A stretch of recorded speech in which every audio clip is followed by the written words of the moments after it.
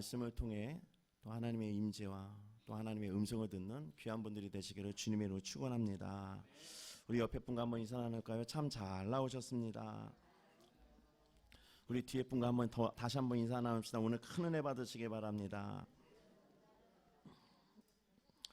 오늘 이제 선교보가 약간 뒷부분이 있어서 분량이 있어서 오늘 말씀을 좀 짤막하고 핵심만 좀 전달하고 또 하나님의 또 주시는 또 은혜를 함께 나누고자 합니다. 지난 시간 우리가 배웠던 것은 이 번제단에 대해서 배웠어요. 번제단 기억나십니까? 번제단이 어떤 곳이죠? 올려드리는 거요. 맞습니다. 우리 권사님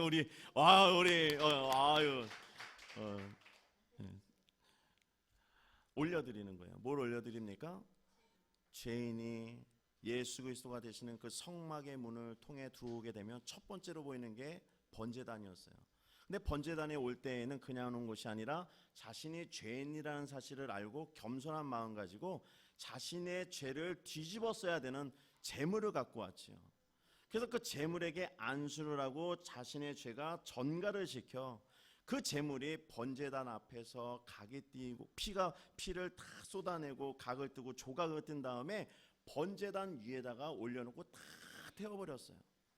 태우면서 자신의 죄와 모든 것들을 깨끗하게 나음받음과 동시에 이제 내가 앞으로 하나님의 백성으로 거룩하게 살아가겠다는 헌신과 결단이 있는 것이 번제단의 의미였어요.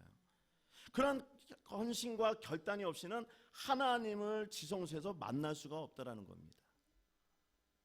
그래서 성막의 뜰 안에 들어가면요, 처음에 보이는 것은 번제단이요, 번제단을 지나서 들어가면 바로 뭐가 보이냐면 물두멍이라는 게 보이는 거예요. 물두멍.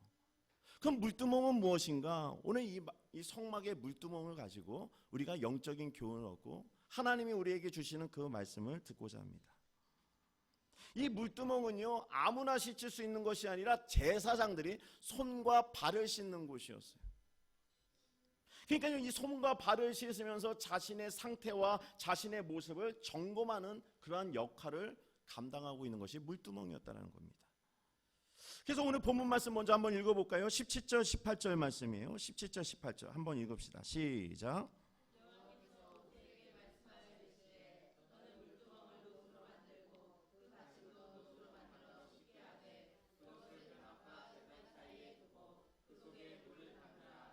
아멘. 하나님께서 이 물두멍을 어디에다 두라고 했냐면 성소와 그 성막의 문 가운데, 그 번제단과 그 성소에 들어가는 가운데다 두라고 그러는 거예요. 위치를. 그럼 하나님이 왜 꼭 위치까지 지정했는가라는 것을 우리는 생각해 볼 수 있습니다. 왜 꼭 물두멍이 거기 있어야 되죠? 왜 하나님은 꼭 거기다 물두멍을 거기다 두라고 톡 말씀에다 찍어 두셨죠? 그것은 자신의 죄를 다시 한번 씻지 않고서는, 점검하지 않고서는 하나님을 만날 수 없다는 것을 알려주기 위함이었어요. 번제단을 만든 것은 놋으로 만들었습니다. 여자들이 거울을 만들 때 놋거울을 만들었거든요. 놋은 닦으면 닦을수록 반질반질해서 거울로 얼굴을 볼 수 있었던 거예요. 근데 놋의 그 재료를, 그 물두멍의 재료를 놋으로 만들려고 합니다. 그게 뭡니까? 제사장이 손을 담그고 발을 담글 때 자신의 옷맵시나 얼굴이나 모든 것이 하나님 앞에서 흐트러짐이 있는가 없는가를 물두멍을 통하여 점검하라는 거예요. 그렇다면 오늘 이 말씀을 갖고 우리는 무엇으로 교훈받아야 되는가? 오늘 우리가 예배드리러 올 때 하나님을 만나는 것이 예배가 아닙니까? 그럼 만나러 오는 이 자리에서 우리가 이 성막의 문이 되는 그러한 문을 통하여 자리에 앉게 되면 먼저 성도들은 다른 것을 하는 것이 아니라 묵상하며 기도하며 자신의 모든 모습을 되돌아보는 시간을 가져야 된다는 거예요. 할렐루야. 그냥 와서 성경책 놓고 주보 보고 이러다가 찬양하고 예배 드리는 것이 아니라 교회 문에 들어오게 되면 자기의 자리가 앉는 자리에 앉게 되면 가만히 앉아서 물두멍과 같은, 내가 물두멍에 손과 발을 씻는 마음처럼 나의 모습을 점검을 하라는 거예요. 아직 내가 죄를 씻겨지지 않는 모습은 있지는 않았는가? 그런 모습을 통하여 하나님을 만나라고 얘기합니다. 근데 여기서요, 이 물두멍의 크기를 보면요, 아주 커요. 우리 한번 물두멍 한번 그림 한번 볼까요? 제가 한번 준비해 봤는데 한번 봅시다. 이렇게 커요. 보통 사람이 요 정도인데 아주 큰 대야로 이렇게 만들었습니다. 보통 물은 항상 담겨져 있지만 전 모형이기 때문에 물이 안 담겨 있죠. 근데 항상 물이 담겨져 있어야 돼요. 그렇다면 여기서 우리가 하나 더 알아볼 것은, 아니 저희 집에 가도, 이사한 집에 가도 손 발을 씻으려면은 요만한 그냥 그 세면대라든가 그냥 조그만 부피만 필요한데 너무 큰 거예요. 그럼 왜 그 물두멍을 이렇게 크게 만들었을까? 그냥 세면대처럼 이렇게 만들면 이동할 때도 편하고, 그 이스라엘 사람들이 그 장막을 옮길 때마다 저걸 옮겨 다녔는데 너무 불편해 보이잖아요. 그냥 조그맣게 만들면 안 돼요? 근데 왜 이렇게 크게 만들었죠? 거기에도 영적인 의미가 있어요. 이 영적인 의미를 살펴보면 이 말씀을 한번 우리가 살펴봐야 됩니다. 시편 말씀에 80편 10절 말씀에 제가 읽어드릴게요. 내 입을 크게 열라 내가 채우리라. 아멘. 물두멍을 크게 만드신 이유는 나의 죄와 모든 더러움이 있어도 누구든지 와도 씻으면 깨끗하게 나음받게 해주시겠다는 하나님의 영적인 스핏이 있었다라는 거예요. 할렐루야. 그래서 큰 거예요. 그러면 내 입을 크게 열라는 사람이, 체험받는 사람이 어떤 사람입니까? 우리의 입술에는 회개의 입술을 열어야 된다는 거예요. 할렐루야. 이거 주세요, 이거 채워주세요, 이거 공급해주세요 라고 여는 것이 아니라 먼저 열어야 될 것은, 우리의 입술은 회개의 입을 활짝 열으라는 거예요. 할렐루야. 물두멍처럼 크게 여십시오. 하나님께서 채우십니다. 할렐루야. 그래서 물두멍을 크게 만든 이유, 거기에 위치하라, 거기에다가 설치해라는 이유가 이런 영적인 의미가 있었던 겁니다. 그러니까요, 제사장의 놋 큰 데로 가면요, 그 놋이 반짝반짝해서 그 물가에 자신의 얼굴이 다 비치는 거예요. 어디가 더러워졌는지, 어디를 닦아야 되는지 아는 거예요. 그런데 성도는요, 아무리 예배를 드려도 회개하지 않는 성도들이 있을 수 있어요. 내가 무엇이 잘못됐는지도 모르고 나의 말과 행동이 무엇이 잘못됐는지도 몰라요. 그분에게 물두멍이 없는 거예요. 물두멍을 지나야 하나님을 만나는데 그 모습이 없으면 하나님 못 만나는 거예요. 늘 메마른 예배, 메마른 찬양, 메마른 공고한 그러한 예배를 드리는 거예요. 그럼 은혜를 받아도 뒤돌아보면 쏟아낸 것처럼 난 또 공고에 이를 수 있어요. 왜요? 내 심령에 물두멍이 없기 때문에 그래요. 물두멍이. 여러분들에겐 심령 안에 물두멍이 있기를 바랍니다. 그래서 우리가 항상 하나님 앞에 나아가고 예배하기 전에는 이 영적인 물두멍이 내 심령 안에 있어야 된다는 거예요. 나를 돌아보는 시간, 내 모습을 돌아보는 시간, 내 말 한마디가 다른 사람에게 상처는 되진 않았는지, 내 말이 정말 덕이 되진 않았는지 여러 가지를 살펴봐야 된다는 겁니다. 그래서 출애굽기 30장 19절 말씀에 이렇게 기록되어졌어요. 우리 한번 같이 읽어볼까요? 한번 시작.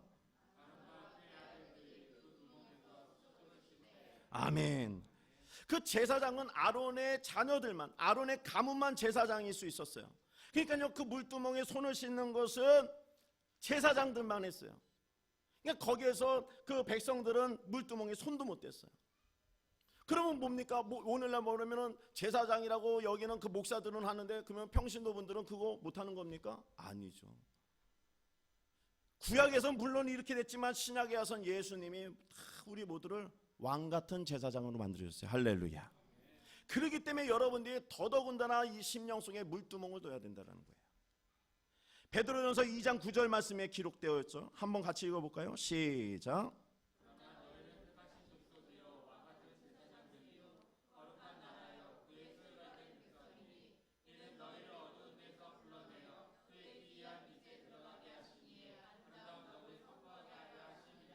아멘. 하나님이 우리를 불러내어 주셨다. 할렐루야.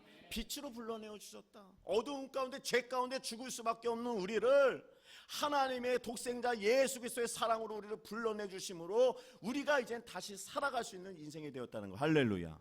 이게 복음의 진수고 복음의 다가 아닙니까? 이것이 정말 성경이 말하는 전부가 아니겠어요? 그래서 우리는 이 신앙을 놓치면 안 되는 거예요. 아, 내가 죽을 수밖에 없는 인생인데 독생자 예수 그리스도의 사랑으로 내가 오늘도 예배드릴 수 있는 거구나. 할렐루야.